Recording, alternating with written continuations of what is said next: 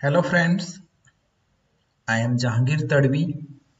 Dear friends, we are learning tablets. इसके previous lectures में dear friends हमने tablets को पढ़ा है। टैबलेट्स के जो भी इंग्रेडिएंट्स होते हैं जिसको हम एडिटिव्स बोलते हैं या एक्सिपेंट्स बोलते हैं उसकी स्टडी की हमने। Then types of the tablets की स्टडी की। आज हम पढ़ने वाले हैं processing of the tablets. Okay, मतलब टैबलेट की प्रोसेसिंग कैसे होती है, कैसे ये टैबलेट्स का फॉर्मेशन होता है। उसके पहले हम पढ़ते हैं कि टैबलेट के एक्चुअल डेफिनेशन क्या है। तो according to the Indian pharmacopoeia, pharmaceutical tablet is the solid unit doses form. It should can be swallowed or by convex disc. It prepared by the compression with or without the diluents. Tablet जो होती है तो unit doses form में, unit solid doses form में, ये flat हो सकती है, बायकॉन्वेक्स डिस्क होती है, और इसके जब कंप्रेशन के थ्रू जब ये बनती है तो हम इसके साथ में डाइल्यूएंट का यूज करते भी और कभी कभी हम डाइल्यूएंट का यूज नहीं भी करते। डिपेंड करता है कि हमारे पास में एक्टिव कॉन्स्टिट्यूएंट जो है वो कितनी क्वांटिटी में। अगर वो सफिशिएंट क्वांटिटी में है तो हमें डाइल्यूएंट की रिक्वायरमेंट्स नहीं होती है। अब हम देखते हैं जो कॉम्पिटिटिव एग्जाम्स के पॉइंट ऑफ व्यू से जो इंपॉर्टेंट पॉइंट्स है, तो हम ये देखते हैं कि टैबलेट यूनिट डोजेस फॉर्म में, ये हमें पता होना चाहिए। ये भी पूछ लिया जाता है कई बार एग्जाम्स में। और टैबलेट जो है तो मोस्ट पॉपुलर डोजेस फॉर्म है for the intended for the oral use. Oral use में होने वाला सबसे ज्यादा फेमस डोजेस फॉर्म, सबसे ज्यादा यूज होने वाला डोजेस फॉर्म टैबलेट है। अब हम ये देखते हैं कि टैबलेट की प्रोसेसिंग क्या है, मतलब टैबलेट का मैन्युफैक्चरिंग कैसे होता है। तो टैबलेट की जो मैन्युफैक्चरिंग होती है ये कंप्रेशन मेथड के थ्रू होती है, और इसकी मैन्युफैक्चरिंग आइडियली 3 मेथड से होती है। ठीक है, 3 मेथड्स में फर्स्ट है wet granulation method, dry granulation method and direct compression method. ठीक है, अब ये तीनों मेथड्स हमें याद रखना जरूरी है, इनको समझना और उनकी प्रोसेसिंग को समझना काफी इंपॉर्टेंट है, क्योंकि एग्जाम्स में, कॉम्पिटिटिव एग्जाम्स में भी इसकी सीक्वेंस के बारे में भी कई बार पूछ लिया जाता है। अब हम देखते हैं कि जो ये मोस्ट ओल्डेस्ट मेथड है, सबसे ज्यादा यूज होने वाली मेथड है। ऐसे ये कुछ ऐसे ये कुछ ऐसे ये कुछ ऐसे ये कुछ ऐसे ये कुछ ऐसे ये कुछ ऐसे ये कुछ ऐसे ये कुछ ऐसे पॉइंट से जो हमें कॉम्पिटिटिव एग्जाम्स के पॉइंट ऑफ व्यू से याद रखना जरूरी है। ठीक है, अब हम देखते हैं कि वेट ग्रेनुलेशन मेथड जो होती है उसके में क्या प्रोसेस इन्वॉल्व है। तो इसमें हम देखते हैं कि फर्स्ट इसके अंदर होता है वेइंग होता है। मतलब ये कि जो भी एक्टिव कॉन्स्टिट्यूएंट है, जो एक्टिव ड्रग है, और जो कुछ भी इसमें डाइल्यूएंट, या फिर हम ये बोल सकते हैं कि इसमें बाइंडर्स, ठीक है, या फिर हम ये बोल सकते हैं डियर फ्रेंड्स कि इसके जो भी एडिटिव्स या एक्सिपेंट्स हम यूज करते हैं उनको मिक्स अच्छे से एक्यूरेटली वे कर लिया जाता है, फिर इनको मिक्स कर लिया जाता है, ग्रेनुल्स फॉर्मेशन होता है, देन इनकी की जाती है डंप मास की। ठीक है, अगेन इनको ड्राइंग करने के बाद में, जैसे हॉट एयर में इनको ड्राई करने के बाद में इनको फिर से इनकी स्क्रीनिंग की जाती है, इनके अंदर लुब्रिकेंट ऐड कर लिया जाता है, उसको मिक्स करने के बाद में इसका फाइनल कंप्रेशन होता है। ये पूरी की पूरी जो है डियर फ्रेंड्स ये सीक्वेंस याद रखना जरूरी है, क्योंकि एग्जाम्स में कई बार इस सीक्वेंस को लेकर ही मल्टीपल चॉइस क्वेश्चन में पूछ लिया जाता है। तो प्रॉपर सीक्वेंस को याद रखना जरूरी है कि वेट ग्रेनुलेशन मेथड्स की क्या प्रॉपर सीक्वेंस है और ड्राई ग्रेनुलेशन मेथड्स की क्या प्रॉपर सीक्वेंस है। अब हम ये देखते हैं कि इसके फर्स्ट स्टेप्स है वेइंग, मतलब कि जो भी एक्सिपेंट्स है और जो भी एक्सिपेंट्स है उसको हम एक्यूरेटली वे कर लेते हैं, तोल लेते हैं ऊपर बैलेंस के ऊपर। जो भी इनमें एक्सिपेंट्स यूज होते हैं वो डाइल्यूएंट्स हो सकते हैं, बाइंडर्स हो सकते हैं, डिसइंटीग्रेंट्स भी हो सकते हैं। ठीक है, अगली स्टेप होती है मिक्सिंग। अब जो भी एक्टिव इनग्रेडिएंट है या फिर यूज किया है या फिर जो भी हम एक्सिपेंट्स ले रहे हैं उन सबको जो होता है, जो एक्यूरेटली वेड है, उनको मिक्स कर लिया जाता है by the help of the twin shell blenders या फिर रिबीन ब्लेंडर के हेल्प से। अभी जो ब्लेंडेड मटेरियल है, ठीक है, जो स्क्रीन हम इसको करते हैं उसमें से लम्प्स को जो होता है तो डिफरेंस रिमूव करने के लिए हम इसकी स्क्रीनिंग कर लेते हैं। इसके साथ में हम ये देखते हैं हम सॉल्यूशन ऐड करते हैं बाइंडर एजेंट का।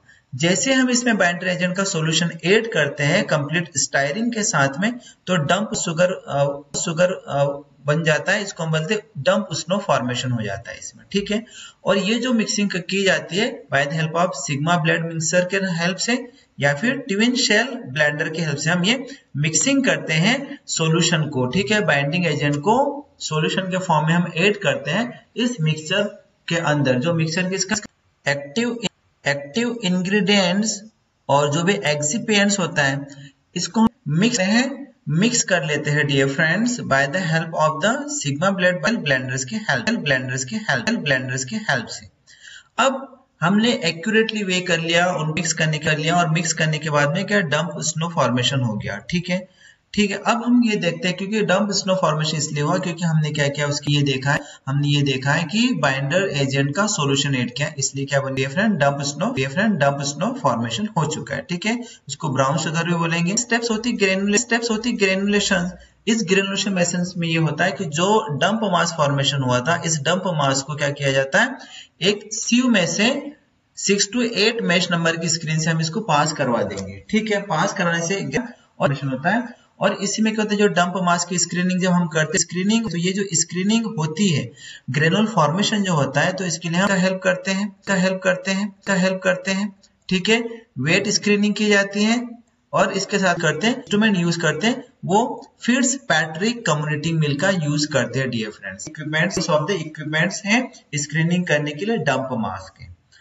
इस स्टेप्स के बाद में नेक्स्ट स्टेप्स है। ठीक है, अब जो भी डंप मास बन गया था, डंप मास मतलब कि जैसे होता है उसका जो आटा होता है उस टाइप का ये फॉर्मेशन हो जाता है ड्राई पाउडर्स के अंदर जब ऐड करते हैं बाइंडर का।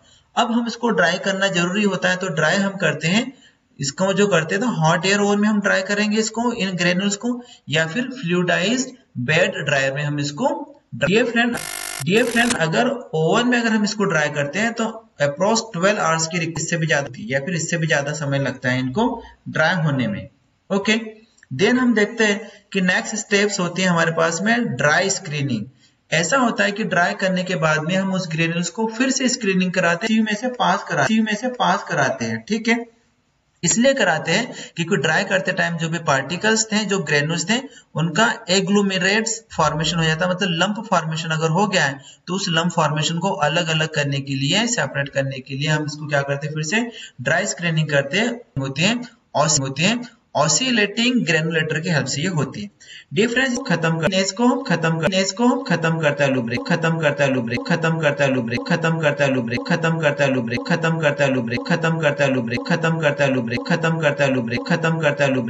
और फाइनल स्टेप्स होता है तो कंप्रेशन करते हैं हम इन ग्रेनुल्स का, हम उसी को बोलते हैं टैबलेट फॉर्मेशन। प्रोसेस बताने के बाद में कंप्रेशन की क्या प्रोसेस है इसको हम समझेंगे। हमारी ये थे हमारी wet granulation method, granulation methods.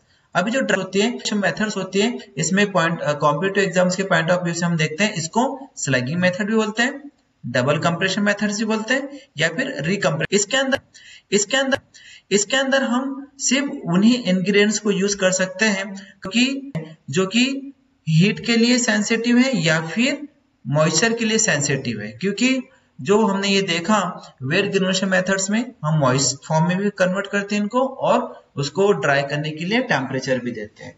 तो जो ऐसे इंग्रेडिएंट जो मॉइस्ट और हीट के लिए उनको हम उनका ग्रेनुलेशन ड्राई ग्रेनुलेशन मेथड्स के थ्रू फिर उनका टैबलेटिंग करते हैं। एडवांटेज है, मेजर एडवांटेज है डियर फ्रेंड्स स्लगिंग मेथड्स का, मतलब कि ड्राई ग्रेनुलेशन मेथड्स का, इसमें कम स्टेप्स है as compare to the wet granulation. ये इसके अंदर तो टाइम बचता है हमें, ठीक है, टाइम हैंडलिंग करने में भी, और उसको ड्राई वो तो हमारा मतलब कि टाइम ज्यादा कंज्यूम।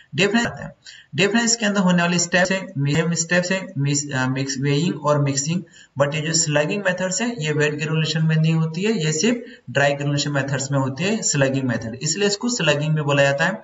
देन ड्राई स्क्रीनिंग करते हैं, लुब्रिकेशन ऐड करते हैं, कंप्रेशन कर देते हैं। वेट हम वेइंग वैसे ही करते हैं, एक्टिव इंग्रेडिएंट्स और एक्सिपिएंट्स का एक प्रॉपर वे करेंगे। उसके बाद में हम इनको मिक्सिंग करेंगे। मिक्सिंग में ट्विन शेल ब्लेंडर या फिर रिबन ब्लेंडर का यूज करते हैं डियर फ्रेंड्स। और इसके बाद में हम ये देखते हैं कि जो लंप फॉर्मेशन होता है इसको सेपरेट करने के लिए हम इसको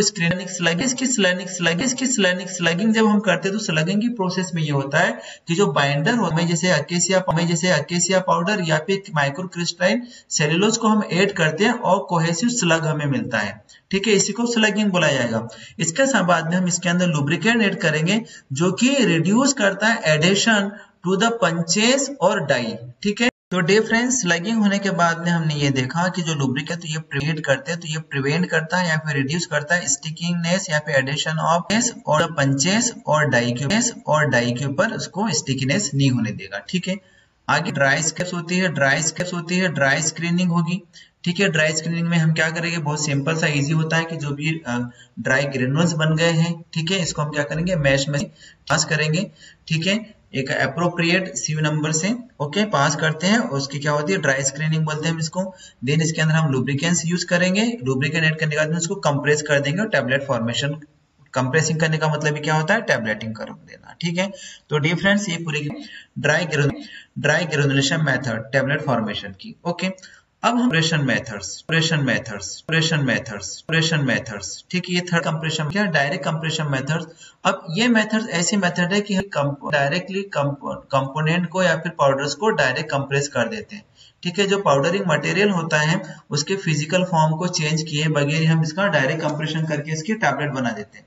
अब इसके अंदर हम सिर्फ डायरेक्ट कंप्रेशन जो होते हैं, केमिकल जो होते हैं, जो फिजिकल कैरेक्टर्स जो होते हैं वो नेसेसरी होते हैं फॉर्मुलेशन पर उस कंपाउंड में प्रेजेंट हैं, तो हम उसको फॉर्म में कन्वर्ट किए बगैर डायरेक्टली हम उसका कंप्रेशन करेंगे और उसको बोलते हैं direct compression methods. Direct compression methods के कुछ एडवांटेज है, जैसे बहुत सिंपलीफाई इसके अंदर ग्रेनुलेशन वाली स्टेप्स करने की रिक्वायरमेंट्स नहीं होती है, इसको ना ड्राई करने की रिक्वायरमेंट्स होती है, और मिनिमम हैंडलिंग करते हैं हम, स्पीड प्रोसेस है, तो ये स्पीड प्रोसेस है, तो ये इसके सब एडवांटेज है। इसका अगर कोई है तो डिफरेंस ओनली कुछ ही क्रिस्टलाइन पाउडर्स होते हैं जिसके अंदर प्रॉपर तो उन्हीं का कंपोनेंट्स के हम डायरेक्ट कंप्रेशन मेथड्स के थ्रू लिमिटेशन से। डिफरेंस हमने देखा है कि तीनों ही मेथड्स के अंदर हमें क्या करना होता है, बनाकर हम ग्रेनुल्स बनाकर हम कंप्रेशन डायरेक्ट कंप्रेशन करें, तो हमें कंप्रेशन समझना जरूरी कि कंप्रेशन आखिर जो पाउडर्स है उसका वॉल्यूम हम लेते हैं डाई के अंचेस की हेल्प से, हम उसको पंच करके टैबलेट फॉर्म में कर दो पंच होते हैं और एक डाई होती है। अब देखते हैं दो पंच की क्या प्रोसेस होती है, क्या हेल्प होती है। डियर फ्रेंड्स, जब ये सिंगल पंच मशीन का जब हम यूज करते हैं तो जो टॉप पंच होता है ना डियर फ्रेंड्स, वो क्या करता है, कंप्रेशन करता है। ठीक है, सिंगल पंच मशीन में। अब प्रोसेस देखते हैं हम कैसे पंचिंग जो होता है। तो सबसे पहले जो ग्रेनुल्स होते हैं उसको फीड किया जाता है, फीडिंग शू जो होता है, तो ग्रेन्यूल्स को डायरेक्टली पहुंचा देता है डाई कैविटी के अंदर पहुंचाने के बाद में शू वहां से रिमूव हो जाएगा, अलग हो जाएगा, और फिर जो टॉप पंच है वो उस पाउडर को या फिर उस ग्रेन्यूल्स को कंप्रेस कर देगा और टैबलेट फॉर्म कर देगा। फिर ये जो पंच होता है वो लिफ्ट हो जाएगा, मतलब बाहर निकल आएगा, और जो बॉटम पंच होता है वो उस टैबलेट को कैरी करके ऊपर लेकर आएगा, ठीक है, टॉप लेवल पर, और वहां से फिर हम टैबलेट्स को शिफ्ट कर लेंगे, वहां से बाहर निकाल लेंगे। डियर फ्रेंड्स पंचिंग की या फिर बोलते हैं कंप्रेशंस की। अब जो बॉटम चलाता है फिर से नीचे चलाता है, फिर डाई को हम फिल करते हैं और फिर अपर पंच उसको फीड कर देता है, मतलब पंचिंग करता है। फिर से ये प्रोसेस कंटिन्यू टैबलेटिंग की बनती रहती है। तो डियर फ्रेंड्स, हमने ये देखा कि कंप्रेशन में क्या होता है, एक डाई होती है, पंच हो, उसके अंदर पंच होते हैं, ठीक है, ठीक है, अपर पंच होता है, एक लोअर पंच होता है। अपर पंच जो होता है, जो लोअर पंच होता है वो अपर आके टैबलेट्स को बाहर निकालने में हेल्प करता है। ये सबकी सब हमारी प्रोसेस थी about the process of the tablets, या फिर हम बोलते हैं टैबलेट फॉर्मेशन की मैन्युफैक्चरिंग की पूरी प्रोसेस। लास्ट डे फ्रेंड्स मैं आपसे रिक्वेस्ट करूंगा, प्लीज लाइक कीजिए, शेयर कीजिए और सब्सक्राइब कीजिए मेरे चैनल को। Thank you.